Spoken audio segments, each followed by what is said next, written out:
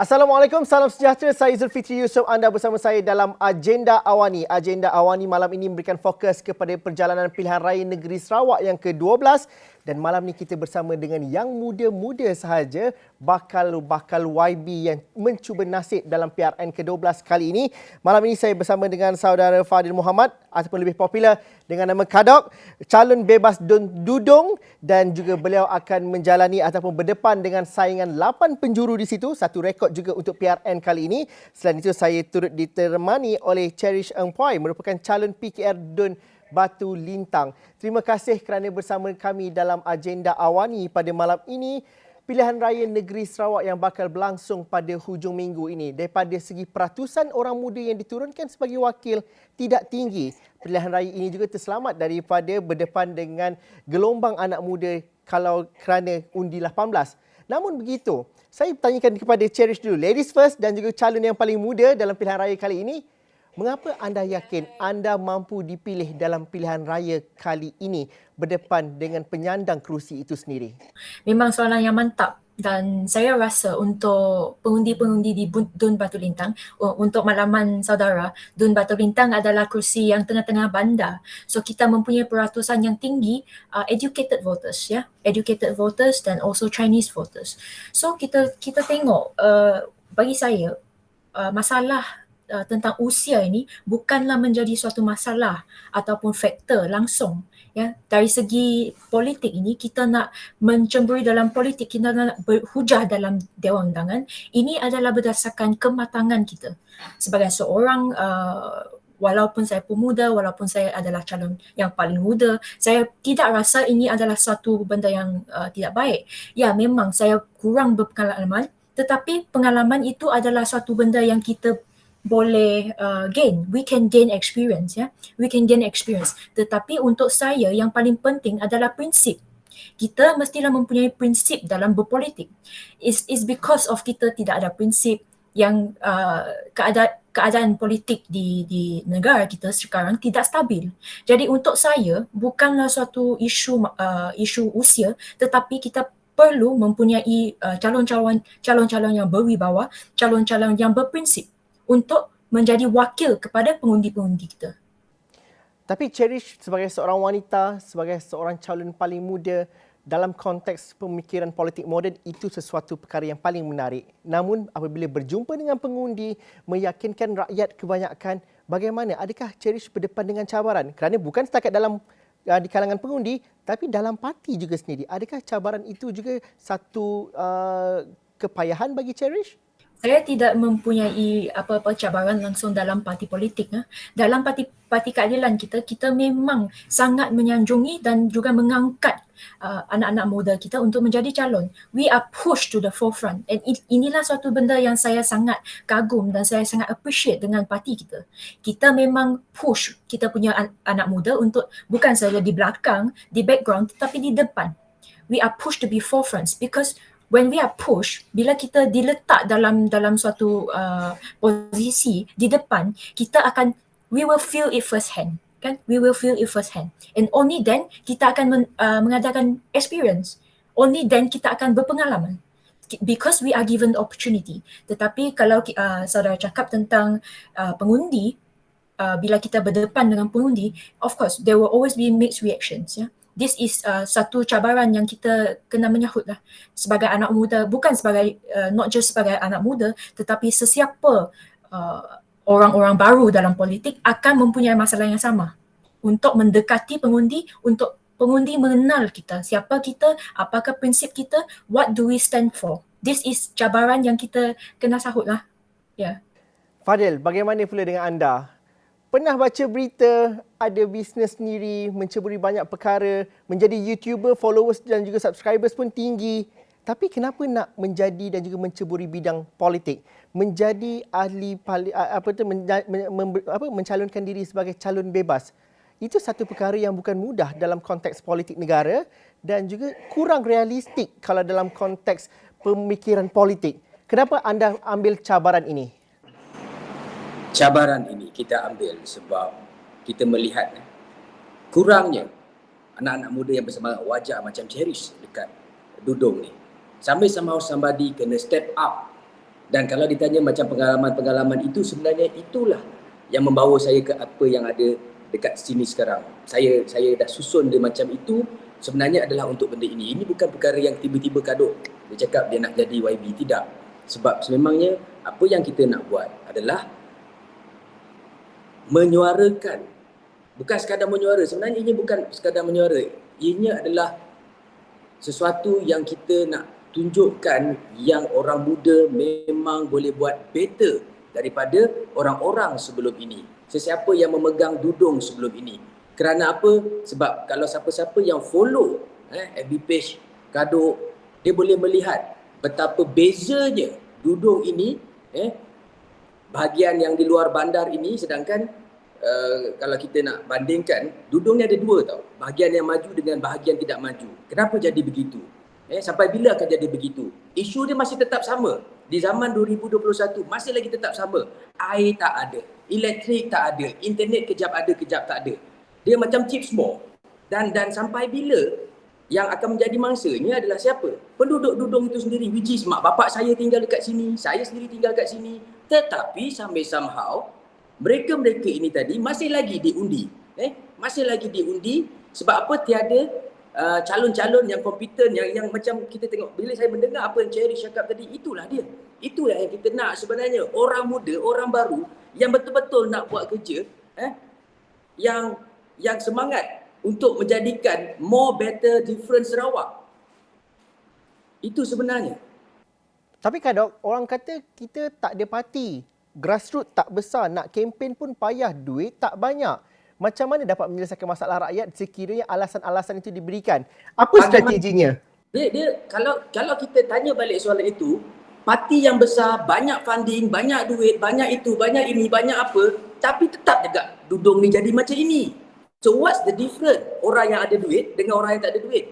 The difference ialah orang yang nak jadi wakil rakyat itu, dia nak betul-betul buat kerja ke dia just hanya nak, semua orang tahulah, pegang jawatan itu. Itu saja sebenarnya. Tak kisah duit banyak, duit kecil, parti ke, bebas ke, kalau sebab ada je contoh-contoh lain bila macam dekat, tak silap saya dekat Sabah, calon bebas menang, mereka boleh je survive. Sebab peruntukan dalam mengikut undang-undang diberikan dekat setiap DUN. Soalannya duit peruntukan tu pergi dekat mana? Adakah untuk bla bla bla bla? Apa yang kita nak cakap dekat sini, kelebihan yang ada pada kita ini macam saya especially, walaupun bebas, tetapi sebenarnya kita ada people itself. People itself. Kita boleh menggunakan social media ini untuk memajukan tempat di sini untuk dapatkan funding. Sebab kita dah biasa buat. Kita dah biasa buat dekat luar bagaimana kita dapatkan funding apa semua. Cuma kita nak bawakan ini di sini. Kalaulah kononnya kita tidak mendapat bantuan, rakyat kena tahu. And then kalau kononnya kita dapat bantuan, rakyat kena tahu. Sebab apa? Kita menggunakan social media. Justru kali ini juga SOP kempen pilihan raya ketat kerana COVID-19. Ada kawasan yang boleh rumah ke rumah, ada kawasan yang perlu kempen secara dalam talian. Kadok, adakah itu satu kelebihan atau satu kekurangan? Dan juga bagaimana dengan kawasan yang dikatakan tak ada elektrik, tak ada air, jaringan internet kurang, masih lagi kuasa media sosial itu boleh dimanipulasi dan juga word of mouth itu sampai kepada para pengundi? Kadok dulu, nanti saya tanya kepada Cherish. Sememangnya memang itulah cabaran utama Kaduk sekarang. Sebab mungkin tempat-tempat yang ada internet connection, mereka kenal Kaduk, mereka faham Kaduk, mereka tahu apa yang Kaduk nak buat. Di luar-luar bandar yang tiada connection internet, bila mana orang-orang kampung ni dah terbiasa. Mereka tak biasa. Bila orang kat luar bandar tak tahu bagaimana cantiknya bandar, tak tahu bagaimana kemajuan itu kelihatan, mereka rasa cukuplah dengan apa yang aku ada. Tapi sebenarnya mereka tak tahu hak-hak yang sepatutnya mereka dapat. Sebab apa mereka tak tahu? They cannot compare. Sebab they don't know. So itu bagi mereka, asalkan kita ni aman, tak ada masalah, dah kira okey. Tapi sebenarnya they can get more better different. So memang cabaran untuk saya di kawasan yang tidak ada internet connection. Bagaimana Bagaimana pula dengan Cherish di Batu Lintang? Bagaimana kempennya dijalankan? Muka baru, nak melawan incumbent dan juga mengenal pasti siapakah yang bakal mengundi. Kalau di kawasan-kawasan kampung atau pedalaman sikit, kita tahu setiap rumah siapa yang bakal keluar mengundi. Kawasan urban mungkin itu juga cabarannya. Bagaimana kempen dijalankan pada kali ini? Ya, betul. Kali ini kita punya SOP memang ketat sikit, especially di Dun Batu Lintang, disebabkan ia adalah kerusi yang di tengah bandar. Kita bukan antara satu exception ya. Kita ada 64 exception yang boleh berkempen ya, kita tahu daripada SOP. Tetapi Dun Batu Lintang tidak termasuk dalam exception tu. Jadi kita tersekat dari segi physical campaign, kita tak dapat berphysical campaign. So inilah this is the time when kita kena inovatif, kita kena kreatif, and this is the time segala pengetahuan, especially generation kita, millennials kita, this is where our expertise comes in. Dengan social media, dengan WhatsApp blasting, dengan semua ni lah, dengan FB live, Instagram punya live, Twitter punya that one. It's all going to be a social campaign war, social media campaign. Tapi dari segi cabaran, of course we still have cabaran. Walaupun ada lingkungan internet, walaupun kita cakap ada 4G ke 5G ke, tetapi bukan semua pengundi yang ada WhatsApp pun. Not all of them, especially warga emas. Jadi itulah cabaran kita. That is why kita tak boleh hanya harapkan social media campaign. Kita kena ada, memang sudah kena buat kerja, kita memanglah saya dah gerak kerja sebagai calon potensi selama 1-2 tahun ni. So this is when the gerak kerja actually comes in, because you already have done work. So orang sudah tahu you. Walaupun bukannya masa yang panjang seperti incumbent yang lain, tetapi I hope and I'm pushing that it helps somewhat. It somewhat helps ya.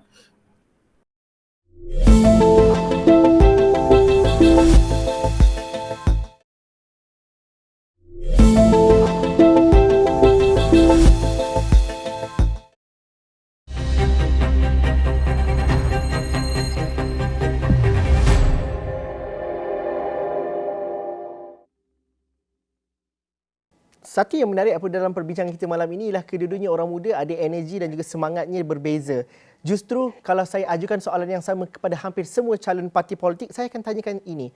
Apa yang akan mengubah kawasan Dewan Undangan Negeri yang anda tandingi ini dalam tempoh 5 tahun akan datang? Apa game changer yang anda ingin bawakan? Kerana untuk malam ni, ini berbeza. Kadok di satu sudut yang berbeza, di Cherish pula di kawasan bandar. Jadi kalau Cherish dulu saya mulakan. Apa janji dan perubahan yang anda dapat lakukan? Kerana semangat dan juga iltizam anak muda itu perlu diterjemahkan dalam bentuk tindakan. Apa game changernya? Betul. Kalau kita nak cakap tentang manifesto kita, saya punya manifesto belum launch lagi. So kena tunggu berapa hari lagi. Tetapi yang saya nak tekankan, kita punya slogan, what is the thing that we push for right now is 3R. Kita walaupun hanyalah satu catchphrase, walaupun ia hanya satu slogan, tetapi this is the essence of what we want to bring. So kita tahu, and I want to explain lagi, 3R ini adalah reform, recovery and renewal of our Sarawakian politics. Nah, inilah benda yang sangat-sangat penting bagi, especially bagi kaum-kaum anak belia, because we have seen too much of toxic politics. Politik kotor, politik katak, politik korupsi. So a lot of this has been ongoing, and it has been ongoing selama 58 tahun. So kita especially dalam Parti Keadilan Rakyat ni memang dah berjuang 20-30 lebih tahun. So this is not something that is new. Tetapi even sebagai satu parti politik yang established, kita masih mempunyai masalah. And inilah perjuangan yang panjang. It's a very, very long fight. So this is why kita kena mempunyai anak-anak muda untuk menyahut cabaran ini, untuk continue our fight, untuk continue kita punya perjuangan. Tanpa anak-anak belia untuk continue all of this, we will have to stop somewhere. And this is the same thing as what it is for politics in general. So inilah satu tanggapan, suatu harapan yang saya nak bawa, pandangan dan juga polisi, semua idea-idea yang baru kepada especially penduduk bandar. Penduduk bandar ini adalah kebanyakan mempunyai political idea yang lebih waras. Mereka lebih waras tentang keadaan politik. Ya, because newspaper lah, social media lah, they are in the know. A lot of them are in the know. Diorang tahu tentang apa yang sedang berlaku, mereka tahu tentang kepentingan politik. Jadi inilah suatu benda yang saya sebagai anak muda boleh membawa harapan. Suatu harapan untuk kita punya masa depan. Bagaimana Fadil, bagaimana pula dengan anda di Don Duduk? 8 penjuru tu tak mudah, tapi dalam masa yang sama, apa janji dengan tawaran yang membezakan anda calon bebas yang lebih layak diundi berbanding dengan yang lain-lain? Apa janji yang anda letakkan dan apa perubahan yang bakal dilakukan? Sebelum kita bercakap pasal manifesto saya sebenarnya mendengar apa yang Cherish Eng perkatakan, kalau saya adalah pengundi Batu Lintang, saya undi dia ni. Saya undi dia ni. Ini yang kita cakapkan, kematangan dalam politik. Mereka tahu apa yang berlaku, mereka lihat apa yang berlaku, mereka perjuangkan apa yang berlaku. That's all. That's all. Tetapi itu untuk belah bandar. Mereka dah sampai level itu, mereka dah matang dari segi itu. Sebab apa? Mereka dah maju. Cuma sekarang ni untuk mendapatkan more better different. Itu yang Cherish ni bawakan. On my side dekat sini Dudung, kita ada dua. Cherish Eng, kita ada dua. Bandar dan luar bandar. Bandar dan luar bandar. Apa yang berlaku dekat sini selama ini, bila peruntukan diberikan, peruntukan tersebut fokusnya adalah dekat mana? Bandar. Fokusnya dekat bandar. Sebab kalau tidak difokuskan dekat bandar, sudah tentu luar bandar ini maju. Sudah tentu luar bandar ini sama majunya seperti di bandar sebab kita di bawah don yang sama. Tapi bagaimana di bawah don yang sama terpecah dua? Terpecah dua. Jadi janji saya yang saya kata adalah apabila saya menang pilihan raya kali ini, perkara pertama yang saya akan lakukan adalah membentuk majlis tertinggi. Tujuan majlis tertinggi ini yang akan diwakili daripada setiap kawasan, tak kisah bandar dan luar bandar. Mereka yang akan menentukan bagaimana mereka nak menggunakan peruntukan yang kerajaan berikan, bukannya melalui kadut. Jadi satu bentuk pentadbiran yang paling telus. Sebab apa? Semua orang tahu kadut dia buat live, apa-apa saja dia nak buat live. Kalau boleh meeting pun nak buat live. Kalau boleh benda-benda yang tak sulit, semua dia nak buat live. Dan paling utama, dalam manifesto saya nak mengajar e-commerce kepada anak muda ini bagaimana mereka boleh menjana pendapatan menggunakan media sosial ni tadi. Selain kalau macam apa yang kadut buat sekarang, dia menunjukkan benda-benda yang tak maju. So apa yang akan berlaku selepas ini, sekiranya kadut tidak perform, anak-anak muda ini tadi, mereka boleh lakukan perkara yang sama ke atas kadut. Dia boleh melakukan perkara yang sama ke atas kadut. Ini dia kadut tak buat kerja. Ini kadut tak buat kerja, kadut tak buat kerja. I don't mind. Because saya telah mempertanggungjawabkan MT. Saya pula bila dikata korang tidak buat kerja, saya terus pergi jumpa MT tu. Mana itu hari punya cerita, bajet apa semua, korang buat macam mana apa semua. Jadi ketelusan itu yang akan menjadi yang pertama sekali dekat Malaysia. Tiada lagi istilah orang tak tahu bajet peruntukan pergi mana.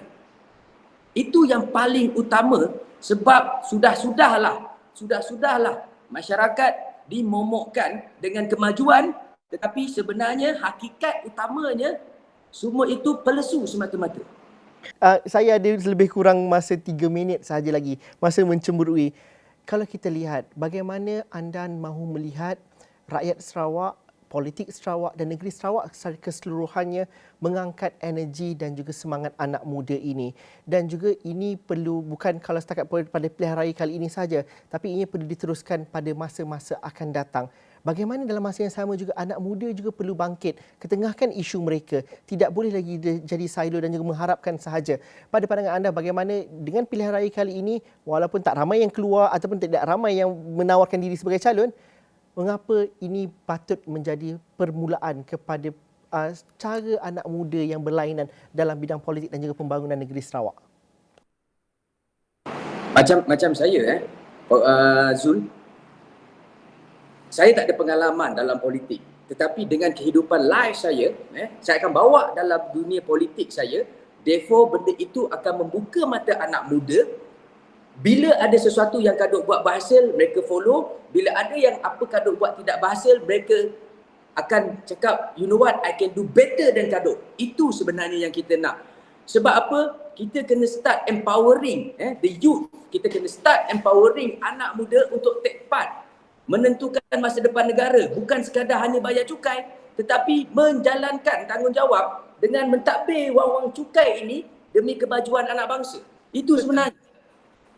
Betul. I really agree dengan Kadok, and I want to add on untuk kita menjadi calon-calon bukanlah benda yang senang ya. Bukanlah benda yang senang. We need a lot of courage. Kita kena ada banyak wang ataupun dana, dan kita kena ada hati untuk mencemburi bidang politik ini. Ini bukanlah suatu benda yang senang pun. Tetapi saya harapkan dengan orang dan calon seperti saya, dengan seperti saudara Kadok, dengan seperti banyak lagi calon-calon yang muda ini, kita akan menjadi suatu insan, suatu inspirasi kepada anak-anak belia kita untuk mencuri bidang politik.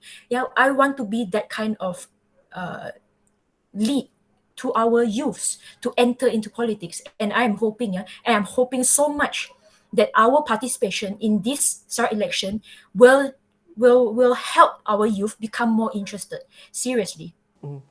Okey, satu yang terakhirnya, bagaimana anda dapat pujuk rakyat Sarawak, pengundi Sarawak yang layak untuk mengundi, untuk berpartisipasi keluar mengundi pada 18 hari bulan ini, kerana kita mahu dalam masa yang sama partisipasi itu penting, dan juga mungkin keluar dengan SOP dan juga peraturan-peraturan yang ketat itu. Bagaimana mereka perlu berpartisipasi dalam PRN kali ini? Saya boleh cerita sikit ya. One of the things that I was pushing for is actually flight ticket. Flight ticket yang lebih murah, and I suggested dengan YB Sim Susin minggu lepas untuk mempunyai suatu cap atas kita punya price ticket dengan kooperasi antara kita punya MAS, kita punya AirAsia, kita punya stakeholders bersama dengan EC dan juga kita punya STMC. Kita tahu bahawa the reason why kita punya flight ticket ni mahal sangat adalah disebabkan atas sekatan daripada SDMC, sebab mereka restrict the number of flights. Jadi disebabkan imbalance dengan demand dan supply, kita punya tiket menjadi mahal. So they increase the frequency and then tiket jatuh, dia punya price tiket jatuh. So itulah. Ini adalah salah satu cara untuk kita give confidence and also encourage our voters to come back and vote. Tapi Kadok, pujuklah pengundi-pengundi di Dudung untuk keluar mengundi nanti. Itu paling penting tu sebelum tu. Betul, bukan. Saya faham. Tapi nanti percaya atau tidak, kalau kita dah boleh baca. Let's say lah certain party menang, dia akan kata kita akan mengumumkan harga tiket, kita akan mengumumkan kekerapan. Orang luar boleh datang masuk. Tapi sebelum pilihan raya benda tu tak boleh. So SDMC dijadikan sebagai tools politik. Itu my point. Walau bagaimanapun saya nak pujuk anak-anak muda kita, jangan undi Kaduk kerana kasihan. Jangan undi Kaduk kerana kasihan, oh dia ni calon bebas. Jangan. Undi Kaduk sebab kesian dekat anak bangsa sendiri, itu je. Sebab saya bertanding, saya menang saya kena buat kerja. Tak menang saya tak payah buat kerja. YB tu kena buat kerja. Saya boleh pergi carry on dengan kehidupan saya. Sebab saya calon bebas. Tetapi anda akan tunggu lagi 5 tahun kalau ada orang baru yang bersemangat dan berkobar-kobar untuk memperjuangkan tentang diri anda ataupun tempat anda. Jadi anak muda, tak kisah anak muda kena bagi tahu orang tua. Undilah Kaduk, undilah Udang. Kerana apa? Kerana kesian dekat anak-anak bangsa kita. Okey. Selamat maju jaya buat kedua-dua anda untuk pilihan raya negeri Sarawak pada kali ini. Selamat berkempen lagi. Semoga semuanya selamat daripada segi kesihatan dan juga daripada segi SOP dan sebagainya. Terima kasih Fadil Muhammad, calon bebas Dun Dudung, dan juga Cherish Eng Poy merupakan calon PKR di Dun Batu Lintang kerana bersama dengan kami pada malam ini dalam Agenda Awani. Sekian saja diskusi Agenda Awani malam ini di sebalik PRN Sarawak. Kita berborak ataupun berbincang bersama yang muda-muda saja. Kita jumpa lagi. Assalamualaikum dan salam sejahtera. Kita jumpa lagi.